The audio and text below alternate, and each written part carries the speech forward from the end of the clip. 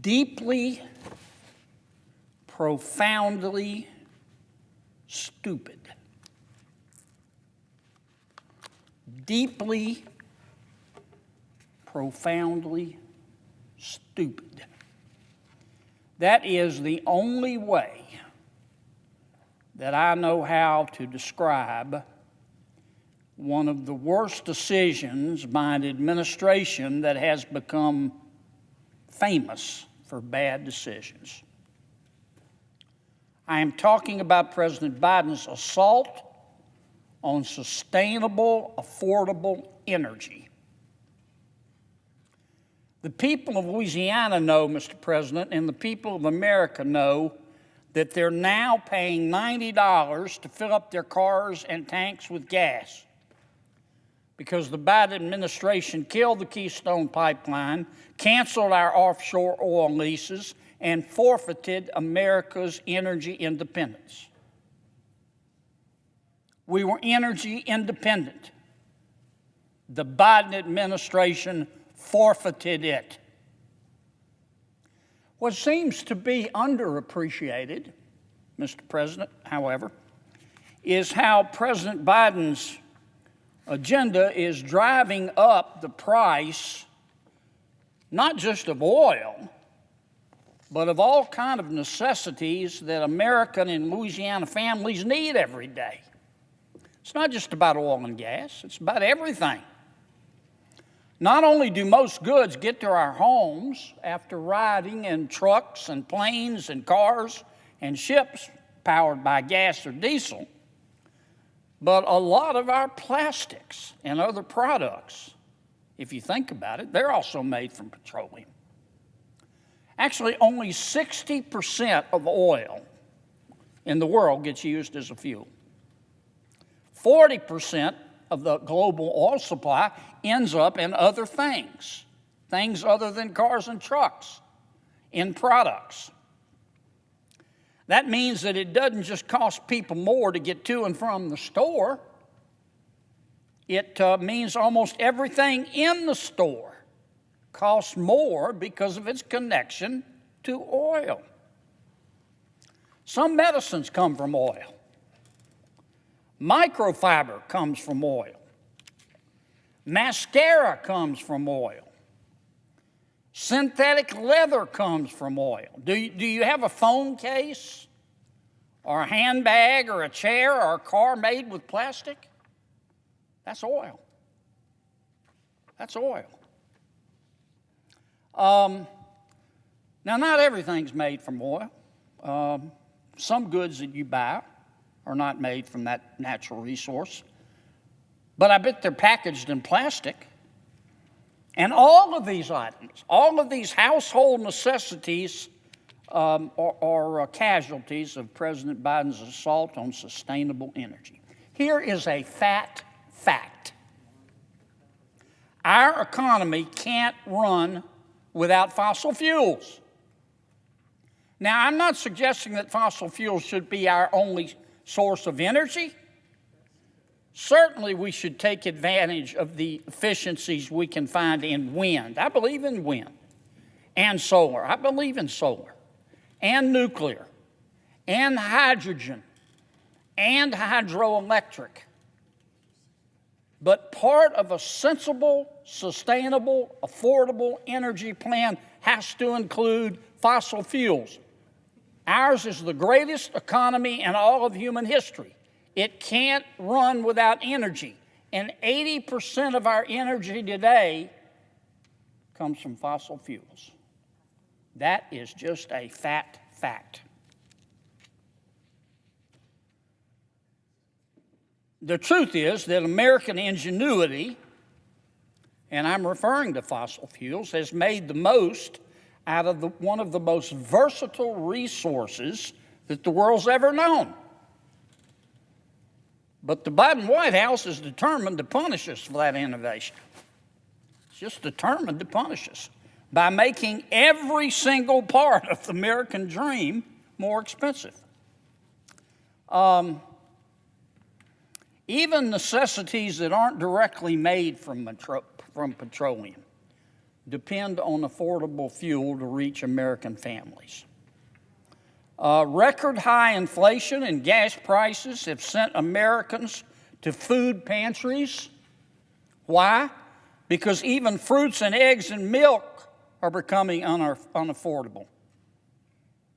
The latest reports show that many Americans are paying 8.6% higher prices today than they were last year. But we know it's more than that. I know those are the official government numbers, but we know it's more than that. Eggs are up 32%, milk's up 16%, flour's up 14%, baby food, when you can find it, is up 13%. These aren't luxury items. These are staples that Americans depend on every single day. Why is a Louisiana man telling us, I'm going to quote, "My food budget is insane"? My food budget is insane. It's gone up $100 to $150 a week. So it's becoming more and more difficult to buy the same thing I bought a year or 2 years ago. That's not just a Louisianian talking. That's all across America. Why did a woman in Baton Rouge realize that fruits and vegetables, not sirloin steak, fruits and vegetables are breaking her bank? She's cooking more with rice and bread instead of fruits and vegetables. The high grocery prices for this lady are gutting her and her family like a fish. And that's just a fact. A very unhappy one, but it's a fact. Now, high oil prices are also waterboarding our farmers, which contributes to these high food prices. Did you know that we make industrial fertilizer from fossil fuels? And when natural gas costs more, so does fertilizing a field of wheat or corn or soybeans. Some of our herbicides right now are twice as expensive as they were, if farmers can find them. Tractors drink diesel. Duh. So do irrigation systems. A gallon of diesel, 1 gallon, a year ago, you know what it was? $3.23. You know what it is today? $5.20. Now, what does this mean for Louisiana rice farmers and other growers? For every extra dime farmers spend on a gallon of diesel, every extra dime, a grower will spend about $4.50 more for an acre of rice, $2.30 more for an acre of cotton, and an extra $1.74 for an acre of corn. Corn growers, I mentioned corn growers, they also depend on nitrogen fertilizer, which we make with methane. And then corn, I mentioned corn. Corn goes into cereal, it goes into sweetened drinks, peanut butter, baby food, ketchup, salad dressing. You know, I don't mean to be ugly, but this administration's energy policy is deeply, profoundly stupid, and it's dangerous. So my people, Mr. President, are feeling President Biden's gas hike from the gas pump to the grocery store, to the doctor's office. A lot of the raw materials that make our medicines and healthcare products are made from, guess what? Petroleum. Oil goes into our burn creams. You ever burn yourself? Have to go to the local grocery store or the local pharmacy, buy something to put on your burn? That cream comes from oil. You have allergies? Those allergy pills are made in part with oil. You ever get a cold? Take a little NyQuil, take some cold tablets, need oil to make them. Our kids' gummy vitamins are made with oil. The Band-Aids in your medicine cabinet, they're made from oil. The president's assault on fossil fuels is hitting my people in Louisiana, Mr. President, and they're hitting the American people so hard they're coughing up bones. My people and the people of America are increasingly having to dip into their savings accounts just to afford everyday items, not to take a cruise, not to buy a new car, not to buy some new clothes to look good at church on Sunday, for household necessities. And on top of that, in addition to going into their savings account, my people and the people all across America are having to charge more and more and more to their credit cards. Not for luxuries, but for staples, for necessities. All of this inflation, caused in part by the president's bone-deep, down-to-the-marrow, stupid energy policy, is costing the average American and Louisiana family $635 a month. Now think about that. $635 a month. Let's call it $7,000 to $8,000 a year.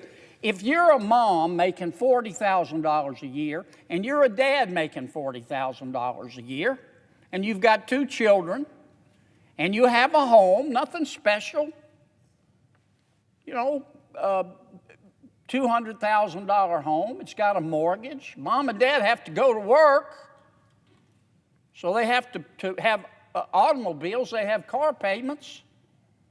They're using every penny of that $80,000 a year.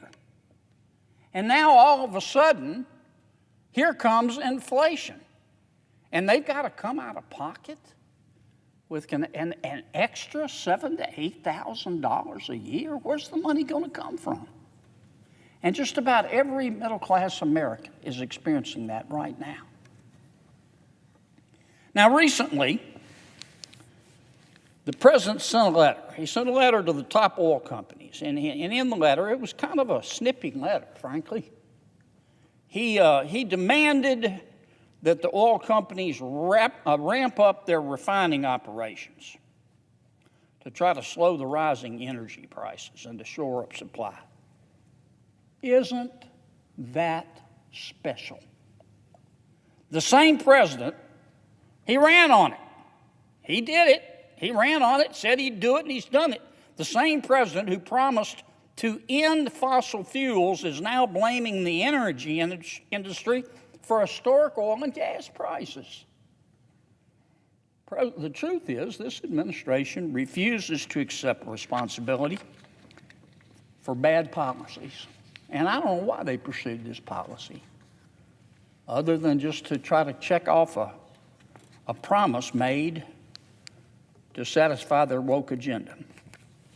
For the sake of Americans' economic futures and for the sake of our national security, Mr. President, we cannot continue to rely on foreign oil imports.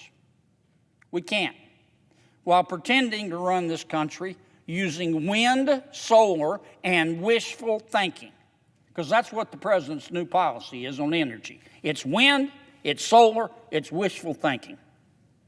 Wishful thinking doesn't fill gas tanks or grocery cars. And the president this week will be in Saudi Arabia. He's not there as a tourist. He's in Saudi Arabia to beg the Saudis to produce more oil after he has already forfeited America's energy independence, and he refuses to take his boot off the throat of the oil and gas industry to allow our oil and gas producers to produce our own oil. So think about it. This is the president's new energy policy. Let's don't produce our own oil and gas. Let's give up our energy independence. But we have to have oil and gas. So what do? The president's new policy is, let's give up our own oil and gas, and let's buy oil from foreign countries that hate us. So those foreign countries will have more money to buy weapons to try to kill us. It just makes no sense. And the people of Louisiana deserve better, Mr. President. And the people of America deserve better. Thank you, Mr. President. I yield the floor.